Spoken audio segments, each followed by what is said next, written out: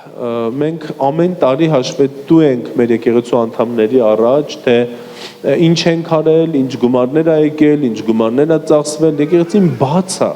Մենք ոչինչ չենք հողարկում, չենք փակում, ոչ մեկից, ոչ հարկայինից, ոչ պետությունից, ոչ իրարից, ինչի որտեվ ամեն ինչ մաքուր ա։ Փակելու, ծածկելու ոչինչ չկա, ամեն։ Առաջինը, որ հիշել եմ, ես հենց մի քանի տող գրել եմ, ինչ կատարվեց, եթե չեմ սխալվում ամռանն էր կամ գարնանն էր, մենք ունեցանք մի օր, որ բոլոր ծառայողներին ծառայությունից ազատեցինք, ասեցինք այսօրվանից, հիշում եք այդ օրը, ծառայողներ, ասեցինք այսօրվանից, իհարկե միգուցե ոմանք լսեն ու իրանց համար տարօրինակ լինի, այս ինչ եկեղեցի ա, բոլոր ծառայողներին ծառայությունից հանում են, բայց Տերը ինչ ասում ա, մենք հանում ենք։ Գիտեք, մենք չենք հանում են ինչ որ ուրիշներն են անում։ Մենք չենք անում են ինչ որ Երևանն է անում, ինչ որ ուրիշներն են անում, Մոսկվայի հավատացյալները։ Մենք հանում ենք այն ինչ որ Տերն է ասում։ Եվ դրա մեջ մենք հաջողակ ենք, մենք հաջողվում ենք սիրելիներս։ Հաջողությունը ոչ թե նրա մեջ է, որ դու նայես կողքինդ ինչ անում ու անես, այլ հաջողությունը նրա մեջ է, որ դու լսես Աստված ինչ ասում ու անես։ Իսկ եթե դու առաջի անգամ ես ասում ես Աստված լսում է, Աստված խոսում է, իհարկե խոսում է։ Ինչի բերան ստեղծողը չի խոսում, ինչի աչք ստեղծողը չի տեսնում, Աստված իր զավակների հետ խոսում է։ Ու Աստծո կամքն է, որ ցանկացած Աստծո զավակ ունենա մտերիմ փոխհարաբերություն իր հետ։ Ահո, մենք չգիտենք, որ դա է քրիստոնեությունը։ Դա է քրիստոնեությունը, սիրելիներս։ Աստված ոչ թե խոսում է միայն հովիվների հետ, Աստված խոսում է իր բոլոր զավակների հետ, ինքը առաջնորդում է, ինքը մխիթարում է, ես հավատում եմ, որ Տեր այսօր քո հետ էլ կխոսի, եթե դեռ չի խոսել։ Մենք ունեցանք մի օր, որ բոլոր ծառայողներին ծառայությունից ազատեցինք ու մենք չունեցանք էլ ծառայող եկեղեցում, չունեցանք կներեք այս բառի համար վերնախավ ու ներքնախավ, բոլորը հավասար են։ Ոչ մի ծառայող չկար, ոչ մի օգնական չկար, ու ամեն մեկը իր գործն էր անում։ Տեսնում ես խնդիր եկեղեցում, տեսնում ես մաքուր չի մաքրի, տեսնում ես փառաբանության կարիք կա, արի փառաբանի, հա, ձայնը ուղղելու կարիք կա, արի ձայնը դիր եւ այլն եւ այլն եւ այլն։ Հաջորդը ինչ եղավ այս վիրուսը, չէ, այս COVID-ը եկավ, այս վիրուսը, ու ինչ արեցինք մենք եկեղեցով սիրելիներս։ Մենք միանգամից մտանք on-line հարթակ, մենք դրեցինք Աստվածաշնչյան դպրոցի, ոչ թե դպրոցներ, այլ Աստվածաշնչի ուսումնասիրություն, մենք բաժանեցինք եկեղեցին մի քանի խմբակի, երիտասարդների, պատանիների, չնայած պատանները տենց էլ չհավաքվեցին նորմալ խմբակում, հետո մեծերի մի քանի խմբակ բացեցինք, որպեսզի կարողանանք փոքր խմբերով ուսումնասիրել Աստծո խոսքը։ Մենք վերցրեցինք Հռոմեացիները ուսումնասիրեցինք, Եփեսացիները ուսումնասիրեցինք, սենց ուսումնասիրեցինք փոքր թղթերը։ Ու ինչ կատարվեց, թվում էր թե COVID-ի պատճառով եկեղեցին պիտի թուլանար, ինչ եղավ, հակառակը եղավ։ Եկեղեցին զորացավ, մեր երիտասարդները սովորեցին խորանալ խոսքի մեջ, ճանաչել խոսքը, հիմք ունենալ իրանց կյանքում Աստծո խոսքը։ Ցանկացած հավատացյալի համար սիրելիներս, հիմք Աստծո խոսքն է։ Մենք ոչ թե ապրում ենք երևույթով, ես այսօր խոսելու եմ այդ մասին, այլ խոսքով։ Ճշմարտությունը Աստծո խոսքն է։ Մեկ ասում է ես եմ ճիշտ, մեկ ասում է ես եմ ճիշտ։ Միակ ճշմարտությունը դա Աստվածաշունչն է, Աստծո խոսքն է։ Հիսուս ասում է ես եմ ճանապարհը, ճշմարտությունն ու կյանքը։ Իսկ Հիսուսը նա խոսքն էր։ Ինչի հետ համեմատելով ենք մենք հասկանում ինչ որ բան ճշմարտություն է, թե չէ, Աստծո խոսքի հետ։ Ամեն։ Այլապես մենք չունենք հիմք ճշմարտության։ Հաջորդ բանը մենք սկսեցինք խոսքը ուսումնասիրել։ Հետո ինչ արեցինք։ Հետո մենք սկսեցինք եկեղեցու ռեմոնտը։ Այն ժամանակ, երբ որ վիրուս էր, երբ որ մենք չենք հավաքվում, երբ որ կարծես թե գումարի խնդիր կար, Տերը ասեց ռեմոնտ արեք։ Ու մեր մոտ եկավ մի հատ լավ եղբայր վայքից, մեր թաթուլ եղբայրը օգնեց ու մենք այս եկեղեցին վերածեցինք գեղեցիկ, հա, այսքան գեղեցիկ չէր, մի քիչ էր գեղեցիկ, Եվ դառավ մի քիչ շատ գեղեցիկ։ Սիրելիներս, ես ուզում եմ բոլորից, բոլոր ծառայողներից մեր եկեղեցու ասեմ շնորհակալություն։ Տարվա վերջում ես ուզում եմ մեր բոլոր կամավորներից, մենք որ ասում ենք ծառայող, հաճախ առաջի անգամ եկած մարդիկ չեն հասկանում։ Մեր մոտ ամեն ինչ կամավորական հիմքի վրա է։ Մեր բոլոր կամավորներից ուզում եմ ասեմ շնորհակալություն ամեն մեկին, Թաթուլին, Հայկին, Սարինեին, Արփիկին, Արևիկին, Գյոզալին, Արմենին, Էլիզին, բոլորի տանունները միգուցե չտամ, սենց տեսնում եմ բոլորիդ ոմանք ստեղ չեն, Սոֆա ջան, ոմանք ծառայության են, Հասմիկնա վերջում, Արսենը ստեղ չի, մեր բոլոր ծառայողներին, Թամարիկը, Արմենը, Գարիկը, շնորհակալություն սիրելիներս, շնորհակալություն, որ սրտացավ, հավատարիմ, իմ կողքին եք եղել, մենք իրար հետ ծառայել ենք, ու մենք հիմա ունենք այն ինչ որ ունենք, իրար հետ սիրելիներս, սա միայն հովիվը չի արել, սա եկեղեցին արել, եկեղեցին միայն հովիվը չի, եկեղեցին մենք ենք, եկեղեցին է շենքն էլ չի, եկեղեցին մենք ենք, այս սա է եկեղեցին, ես սրտանց ուզում եմ ամեն մեկիդ ասեմ շնորհակալություն։ Հետո մենք ունեցանք ճամբար, չնայած COVID-ի, մենք մի հատ ուժեղ ճամբար արեցինք, ով է այս ճամբարում եղել, հիմին նայում եմ, այնքան մարդ չեղել, սենց ասում եմ, բա արտակը այդ ճամբարում չներ, բա վահեն այդ ճամբարում, բա այս թարլան տղերքը այդ ճամբարում չլնեն, հաջորդ տարի իրար հետ բոլորս ճամբար ենք անելու ամառը, ուժեղ ճամբար երիտասարդական ու պատանեկան ու երիտասարդական ու այդ ժամանակ դուք ընդեղ եք լինելու տղերք։ Շատ լավ ժամանակ ունեցանք, հրաշալի ճամբար ենք ունեցել, շատ չեմ ուզում պատմել։ Ու շատ մարդիկ ջրով մկրտվեցին ճամբարում, շատ մարդիկ Սուրբ Հոգով մկրտվեցին ճամբարում, ներ երիտասարդները ու հավատում եմ, որ Տերը փառավորվեց։ Եկանք ամառը ավարտեցինք ու եկանք հանդիպեցինք պատերազմին աշունը։ Ինչ արեցինք, երբ որ պատերազմը սկսվեց, սկսեցինք մարդկանց հանել։ Էլի ում հետ, էլի բոլորս իրար հետ եկեղեցում նույնիսկ ներգրավեցինք մի քանի եկեղեցիներ մեր ընկերներից, հա, ու սկսեցինք մեր մեքենաներով Ստեփանակերտից հանեցինք, Շուշիից հանեցինք, մարդիկ Հադրութից հանեցինք մի քանի գյուղից ու սկսեցինք կանանց երեխաներին հանել, բերել ու եկեղեցին ամբողջությամբ դրա մեջ էր։ Մեկը մեքենա էր քշում, մեկը խնձոր էր քաղում ուղարկում, մեկը խաղող էր քաղում ուղարկում, մեկը գեզեր էր ուղարկում ու սենց բոլոր եկեղեցին այս ամեն ինչի մեջ էր։ Գիտեք, երբեմն միայն հովիվն է երևում, բայց եկեղեցին է այս ամեն ինչը անում, սիրելիներս։ Մի մարմին է, եկեղեցին մի ընտանիք է։ Երբեմն մենակ ոնց որ ինչ որ բան կարա լինի ընտանիքի պապան երևա չէ կամ մեծ աղբերը երևա չէ, բայց չէ որ ամբողջ ընտանիքով ենք անում այս ամեն ինչը։ Դրա համար ես այն ինչ խոսում ենք, սիրելիներս, մենք ասում ենք, որ մենք իրար հետ ենք սա արել։ Հետո ինչ արեցինք, հետո գնացինք պատերազմ։ Այսի արդեն ես եմ գնացել, իրարը չեն գնացել։ Գնացինք մի քիչ Լաչինի սահմանը պահեցինք, ճիշտ է, շատ տարօրինակ էր, որ գիշերվա 3-ին ամեն ինչ նորմալ, մեկ էլ ասեցին վերջ, հավաքվեք, վաղը ռուսական զորքը գալու է, հետ եք գնալու։ Մենք չհասկացանք իրականում, բայց Տերը ինչ ասելա մեզ արել ենք։ Ասելա հիմա ժամանակն է գնալ զորքի կողքը կանգնել, մենք եղբայրներ ունենք Լաչինում, սահմանին մեր եկեղեցու եղբայրներն են, Զաբուղում են իրանք ապրում, գնացինք իրար հետ, իրանց օգնեցինք, իրար հետ պահեցինք, պոստեր պահեցինք ու ճիշտն ասած իրար հետ էլ առանց հասկանալու ինչ կատարվեց հետ եկանք։ Ու հետ եկանք վերջի բանը, որ արեցինք, մենք որոշեցինք, որ օգնենք են մարդկանց, ովքեր Արցախից եկել են Հայաստան, օգնենք են մարդկանց, ովքեր վիրավորվել են, ովքեր այն ընտանիքներում, որտեղ որ անհետ կորած կա եւ մահացած կա, ու սկսեցինք մեր գործը, մեր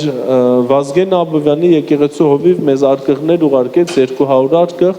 ու դեռ չվերջացրած այդ արկղները, դեռ պատրաստ չվերջացրած պատրաստելը մեզ գտան մարդիկ, ովքեր ամբողջ Վայոց Ձորի համար օգնություն են բերում։ Մեր Վահեն Սիմոնյան կոորդինացրեց, մենք հանդիպեցինք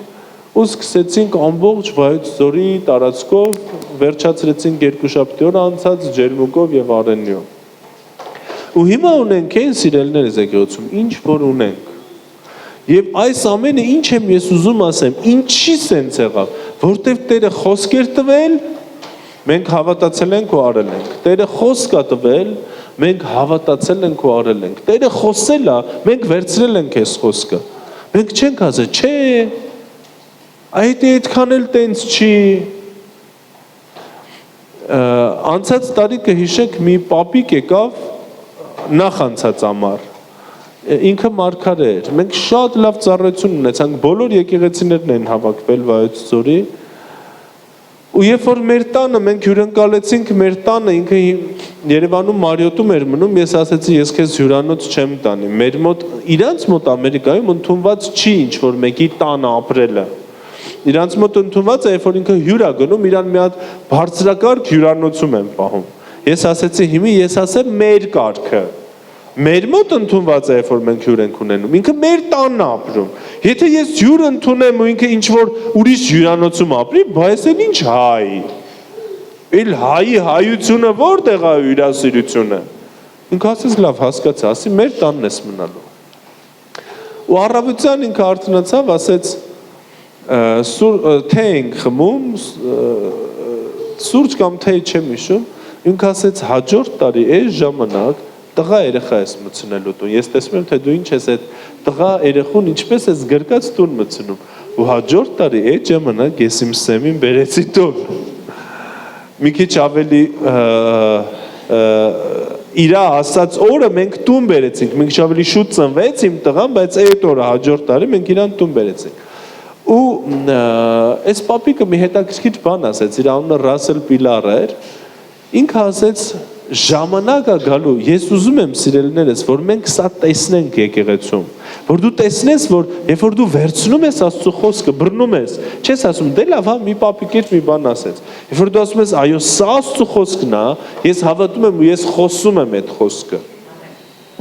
Տերը մեզ խոսք է տվել, որ եկեղեցում նստելու տեղ չի լինի։ Ես երեք արդեն մտածում էի աթոռներ է մեզ պետք, մի 50 հատ աթոռ պետք է առնենք։ Գիտեք, երեք մենք այստեղ հավաքված 10 հոգով էլ, 10 հոգ էլ երևի չկանք, մի 10 հոգով աղոթք ենք անում, մի քանի հոգով։ Ես ասում եմ, մեզ աթոռ է պետք։ Ու երեխեքը սենց նայում են իմ վրա։ Ասում եմ, եկեղեցին 150 տեղ է մեր, մինչև 200 հոգի տեղավորում է, բայց մենք 10 հոգով ենք։ Ես ասում եմ, մեզ աթոռ է պետք, եկեք աղոթենք աթոռի համար, որ Աստված աթոռ տա, լիքը մարդ է գալու չենք տեղավորվելու։ Երեխեքը սենց նայում է, երևի մեկը մեկին բզում ասում, հələ կմճտի հովի մոտ ամեն ինչ նորմալ է։ Տերը խոսք է տվել։ Տերը խոսք է տվել, որ եկեղեցին աճելու է։ Տերը խոսք է տվել, ինքը այդ խոսքի հետևում կանգնած է սիրելիներս, մեզ գիտեք ինչ է պետք անել, հավատալ, ասել այո Տեր, մենք հավատում ենք, մենք արդեն որոշում ենք այդ աթոռի հարցը լուծել։ Այս պապիկը գիտեք ինչ ասեց սիրելիներս, ասեց օր է գալու, երբ որ դուք մեծ գումար եք ընդունելու, ես հիմա ուզում եմ խոսքս բերեմ, ավարտեմ ֆինանսական ընծայով։ Մենք ամեն անգամ եկեղեցում հավաքում ենք ֆինանսական ընծասիրելիներս, այն մեծ գործի համար, որը որ մենք անում ենք, հա, մենք հավաքում ենք, սա կամավոր հիմունքներով է, սա ոչ մեկի համար պարտադրական չի, երբևիցե, ու եթե նույնիսկ ինչ որ մեկը մտածում է գցեմ թե չգցեմ, ես ասեմ, մի գցի։ Եթե դու մտածում ես գցեմ թե չգցեմ, աղջի ամոթ է, հենա հովը վերևից նայում է, ինչ կմտածի որ չգցեմ, արդեն ասում եմ, մի գցի, ամոթ չի։ Տեր Հիսուս ասում է, տվեք, որ տրվի։ Մենք Սուրբ Ծննդյանը այսպես չենք անելու, ինչպես այսօր ենք անում։ Մենք երկու մեծ արկղ ենք դնելու, գեղեցիկ այստեղ նվեր, մենք Հիսուսի նվեր ենք տալու։ Հա? Ոնց որ շատ եկեղեցիներում արկղներ է դրված, չէ՞ մտնում ես գանձանակը, ինչ մտքով անցնում է գցում ես։ Բայց հիմա Աստվածաշունչը շատ է սիրելիներս խոսում ֆինանսների մասին։ Խոսում է այսօր առաջի անգամ եկած մարդիկ շատ կան, դրա համար ուզում եմ կանգնեմ այստեղ։